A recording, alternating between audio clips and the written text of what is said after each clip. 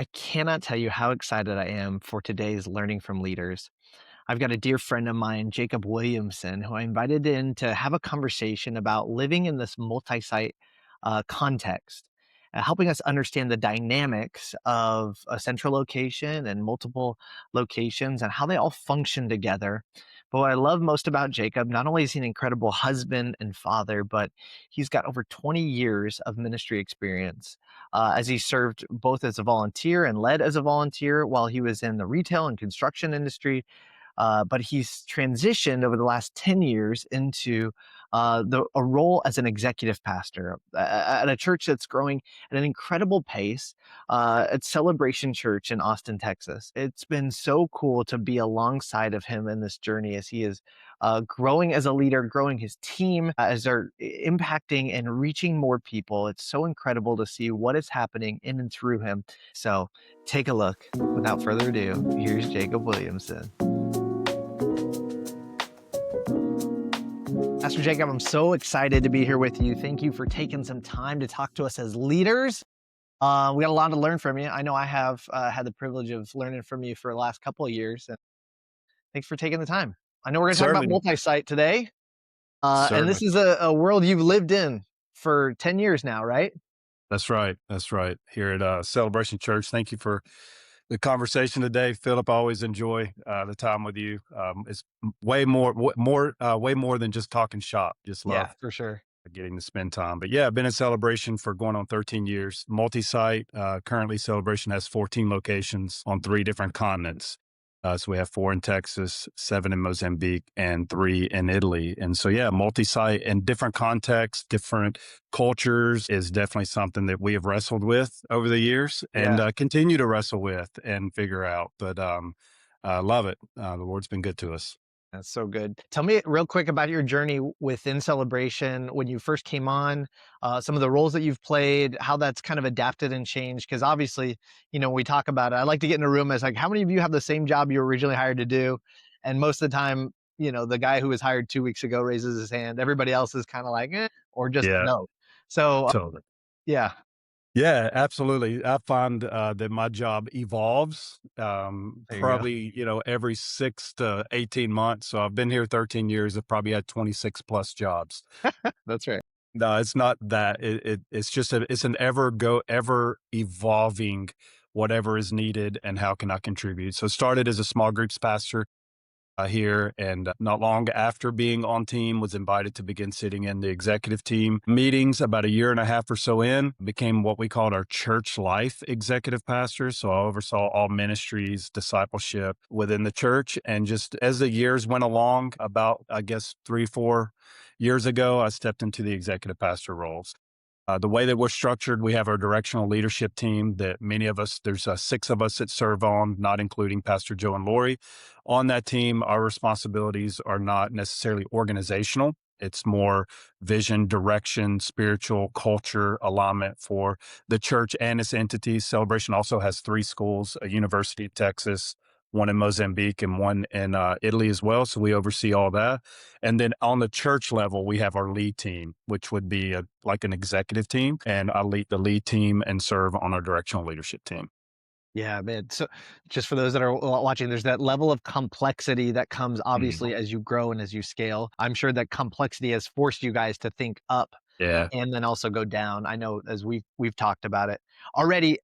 I want to just shoot off of what we're originally going to talk about. What is required to be ready to evolve? Like for you to be able to say yes to small groups, but then you say yes to a new role. We've got probably people that are sitting there watching and saying, I know it's inevitable that my role is gonna change. How can I be ready to say yes to those? Yeah. Eyes that see forward and hands that are open. You Mm, got to be able to have foresight to know where you're headed and what's going to be needed when you get there. And then in your role of leadership, open hands that are willing to let go of maybe what you were responsible for. And that's always the challenging piece. That's never easy. And I mean, I'm currently in a season of that personally over the last 3 to 4 months is things that I used to be very involved in and made the decisions and spoke into. I've now had to hand off to other team members and allow them to begin to be involved and speak into. And now I've got to find where's the value that I add in other areas. So that's those are the two things: eyes that see forward and hands that are open. And if Yeah. you'll just stay in that posture, you'll always be able to rise with what the church needs. Yeah. I like that because knowing you too, though, it hasn't happened without your heart being connected to the mission too and to your Yeah, pastors. Just yeah, being willing to say, "Hey, I'm willing to." Your hands are open because your heart is connected. So, yeah, man, that's so yeah, great. yeah. All right, I let's just dive in. let's do it. Let's do Let's it. talk about multi-site. Okay. Let's do it. You have gone again from several locations locally to globally. Let's talk local first. What are some of the biggest challenges that you've experienced leadership wise that's unique to running this multi-site church, and how have you addressed them over the past? Yeah, so when I arrived at Celebration, we had two locations. We had one in Texas and one in Mozambique, and I shared with you guys just a moment ago where we are today. So I'd say over that journey, the biggest challenge that we've had is staying unified in the mission while leading through a diversity of context. Mm. Each campus has very unique demographics. Even here in Austin, Austin is a very diverse city. You go any direction in 10 minutes, 15 minutes in any direction, and you're in a different world: socioeconomic, political views, Judeo Christian values, ethnicity. It's a very, very, very diverse city. And so there's different cultures, there's different rhythms.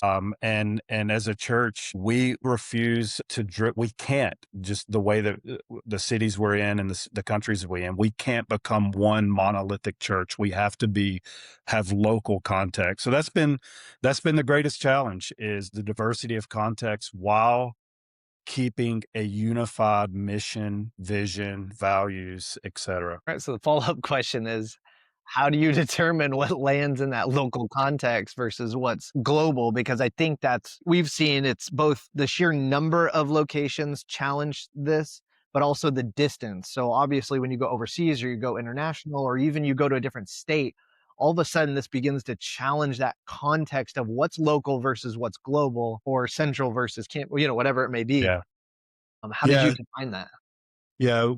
We have four standards to be on our team, and one of our standards is mission obsessed. And so, regardless of the location, whether it's Helene and Mbangini, Mozambique, or our military location in Naples, or Lake Travis here in Austin, whatever the method is that that team is using, and our mission is to develop strong Christians that are connected to Christ Church and their calling.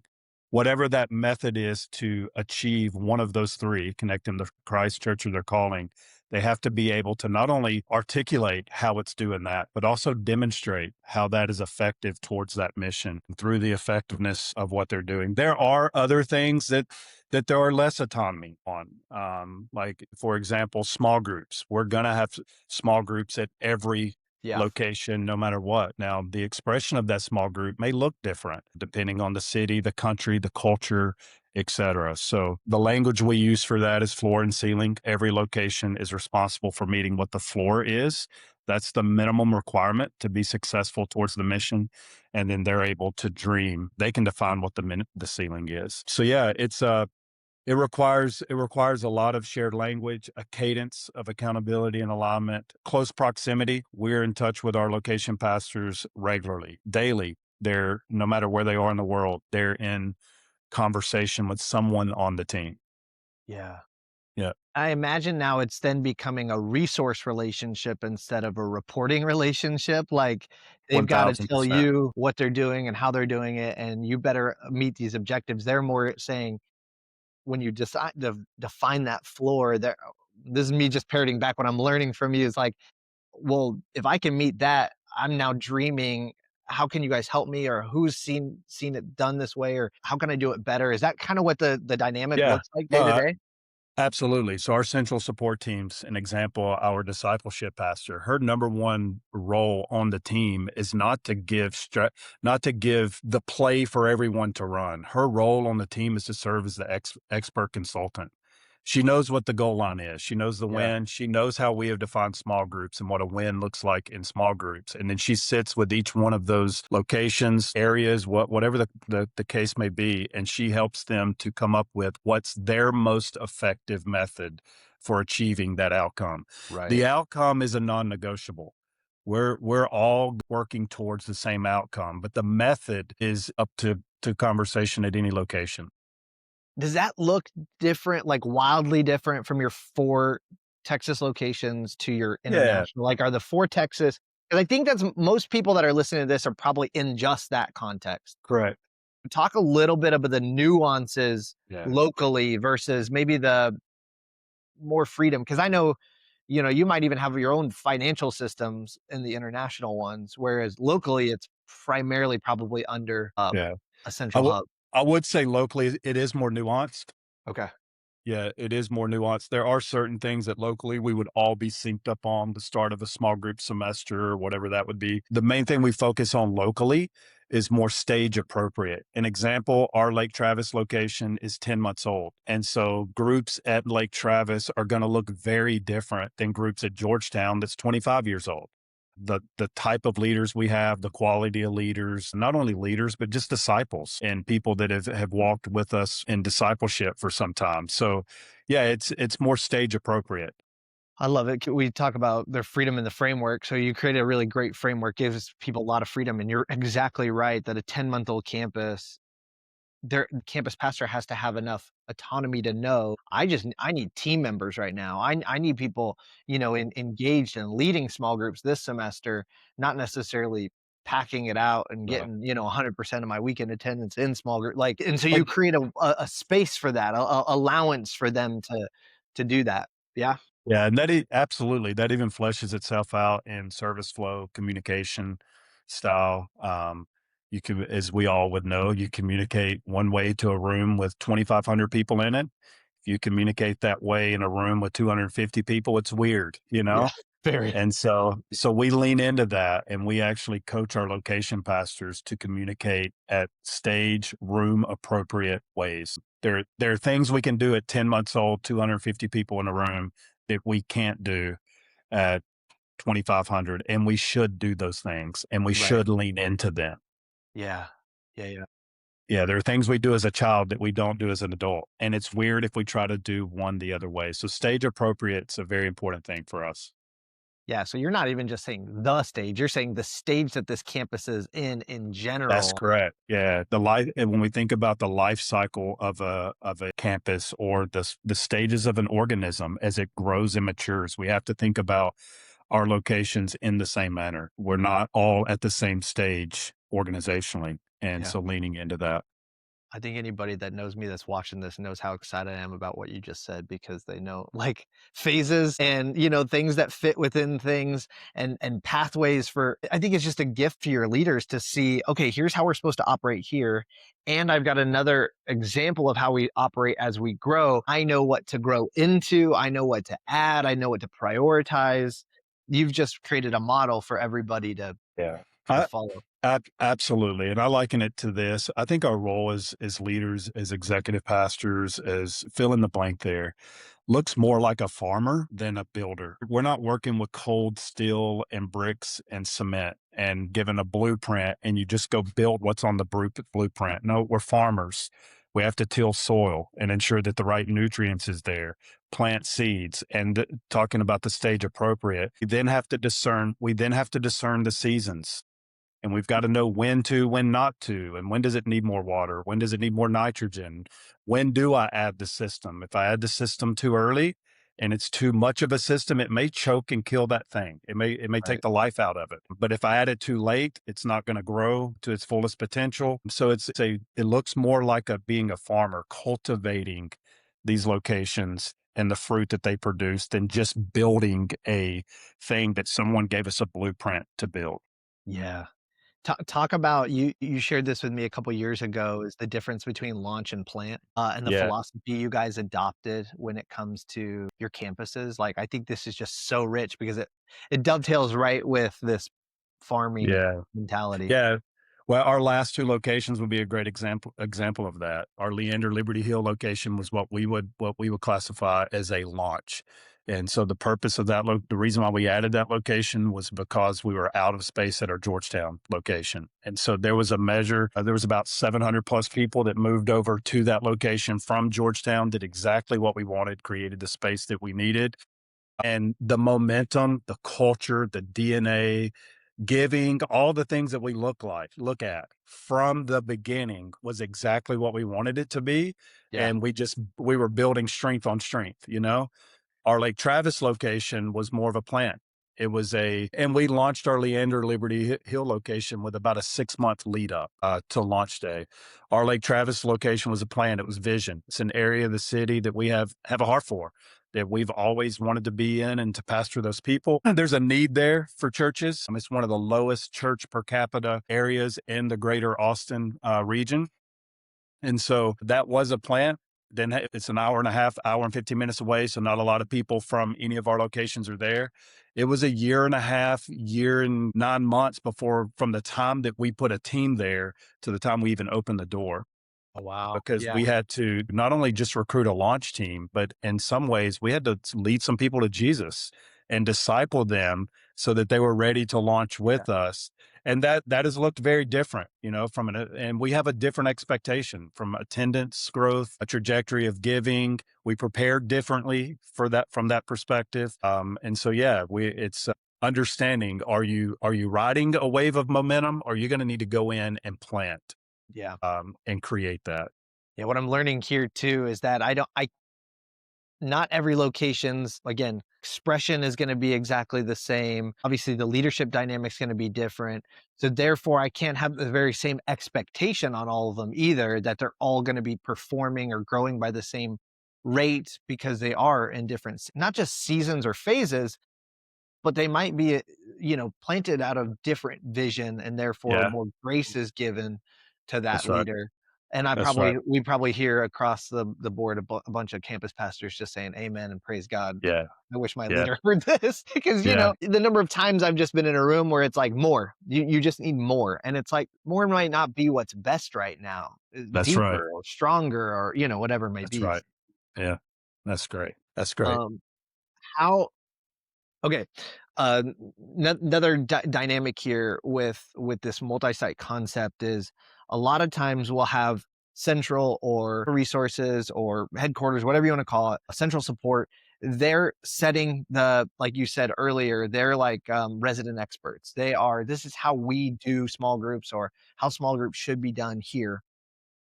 And then you've got campus pastor, which is trying to execute and make sure that that happens, that their location looks and feels and operates that same way.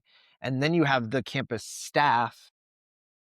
How do you matrix this in such a way that the campus pastor doesn't become the choke point? They're supposed to be, they know all Yeah, things groups, all things kids, all things students, all things.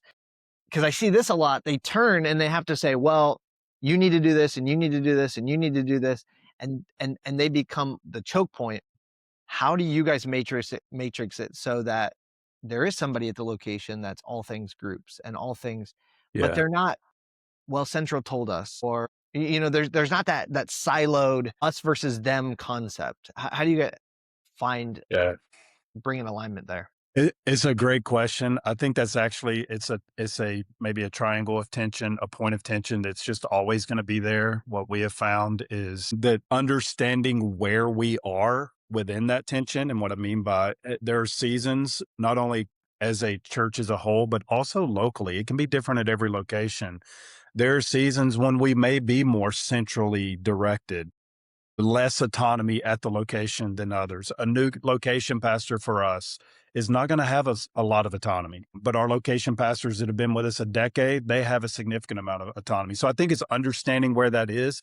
That's a continual dialogue that we have as a team. We're often assessing, where are we? And so I think open, honest conversation about it.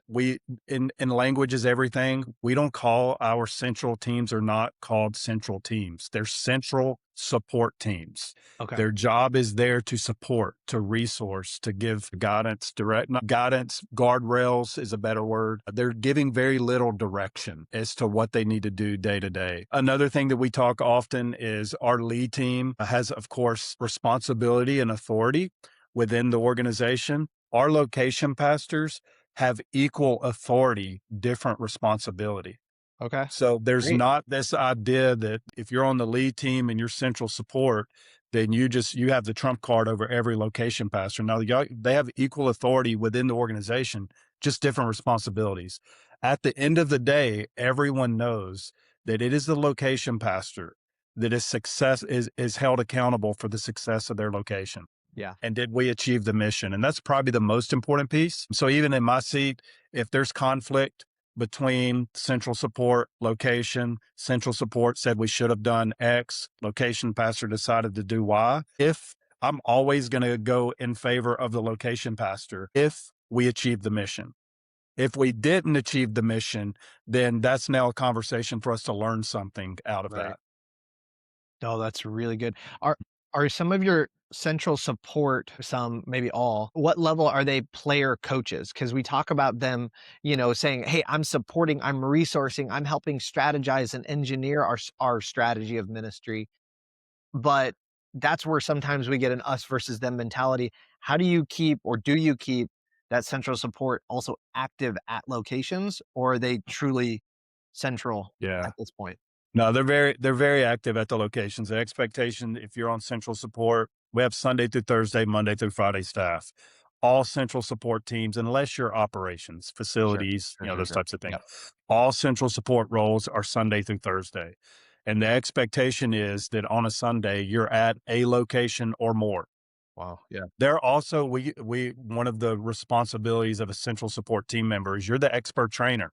So anytime a location is rolling out a new initiative, a new team, a new right now we're rolling out a new believers curriculum, and our central support discipleship coordinator has gone to every location and done the training, and he's doing the training with those leaders, the dream teamers at the location. He's doing the training alongside the campus, the local person who is going to be responsible for carrying that out. So he's training the leaders and the location team member on how to do that. So that's how we manage that. And I would just say it's just really important that you stay close under as the leader, as an executive, understand where your people are as it relates to that tension. And if you hear the they them thing, go after it.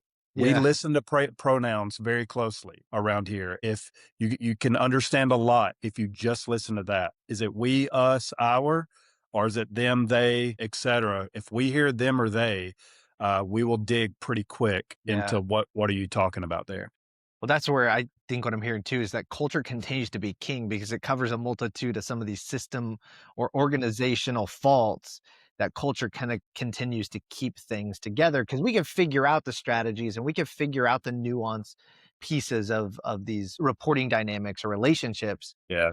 because culture is has been an established foundation. And I love that you've defined the authority so that there aren't people that are wondering who makes the call here. Yep. That you've said, "Hey, this happening at the location pastors, you have the final say." Now we might have to clean it up afterwards and have conversations post that, 100%. Yeah. but everybody knows, all right, you say we go, we go. Yeah. I love that. Yeah. On a Sunday, if a location pastor wants to change a song in a set list, he can make that call. He knows that if he makes that call, he needs to be willing and ready to give a defense for his Right, call come right, Monday morning if right. need be. So And of yeah, course, it's through the filter of how it moved the mission forward. Like, we all have the yes. same end goal, so I know Yeah.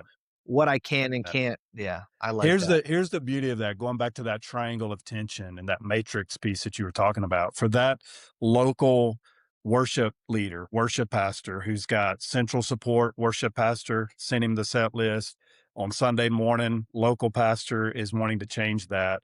He can buy into that local pastor's decision, get behind it and support it fully because he knows that now he's not in this in between the two. Right, So right. it just cleans all that up. Yeah. That's really good. Yeah, something I know some that may be watching are popping in obviously into celebrations culture and trying to figure out, okay, how does this apply to my context? One of the things that I'd highly encourage people to do is set up your central support and your location staff to matrix through the director instead of through the location pastor. What I mentioned is when you do that, they become the linchpin. They're supposed to be the area experts. They're in 5 different ministry meetings and have to have 5 different leadership meetings. Is pop that location pastor up and bring that location Yeah. director in and say, you're the area expert at your location That's right. and you're the location representative when we speak centrally to the support. And that, which I think, and maybe we could talk about this, I've come to this realization recently that this is wild that this director at the location becomes the linchpin of our effectiveness of multi-site ministry, but they're oftentimes some of our first or most recent hires. I'm going to Yeah, launch a right. new location. I need a groups director. I need a kids director. I need a students director. But they are the pivotal piece to making sure that ministry happens at Lake Travis. That ministry happens, wherever. What do you say to that? What do you find in terms of identification, training, preparation for some of those entry level roles that are critical? Yeah. It doesn't happen by accident. It has to happen on purpose. Okay. So going but what we were saying, you have to be able to see forward and understand the roles that you need that are coming. Another one of our standards is development focused. So if you're on our staff, it is expected that you're always thinking development. Who's next? Who's riding shotgun with you in your meetings? Who's riding shotgun with you practically? If you're a central support team member and you're going location to location on a Sunday, don't go alone. Put Yeah, somebody in the car with you and that's have great. those conversations as you drive. So there's that happens. Practically speaking, I'm just going to use our discipleship pastor as an example. She has a monthly small groups location call, and it's representatives. There's not one location pastor in that meeting. It's her central support groups, and then the whoever is responsible for groups at every location globally. And so those new people are now quickly onboarded, on ramped into a broader conversation about groups and Yeah, quickly beginning to hear best practices, fail points, things that they're learning. And then periodically, our goal would be about once a quarter. She would go into our weekly location pastors meeting and just give them a big picture state of the union. This is where we are in groups. Here's some changes that we're making. This is what the win for this next season is, et cetera. And that ensures our location pastors, they don't need to be in the day-to-day strategy methodology of what's happening in their location unless some choose to be, but that ensures that we can still hold them accountable to the outcome because they know where we're going. So that's just a practical example of yeah. how we do that. No, I think that's great. That just keeps everybody synced. And again, I know I'm not doing this by myself. Yeah. I think there's also greater buy-in and ownership. If I can contribute to our centralized strategy, then it eliminates that us versus them mentality also because I was a part of them and now Yeah. it's us because I have to distribute that wherever I'm at. Yeah. All right, let me ask this. What have you learned about maybe one lesson about scaling your church across these multiple locations that you wish you knew earlier? Something, there is a big difference between a growing church and organization and an expanding church and organization. Okay. And I think it's really important that you understand the difference in those two. What I would say about that is a growing organization or a growing location, a growing church is more of the same.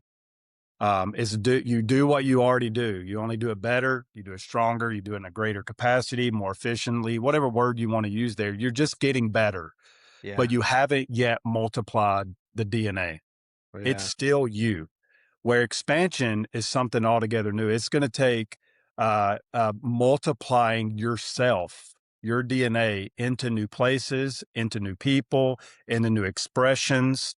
Growth refines you, expansion will multiply you.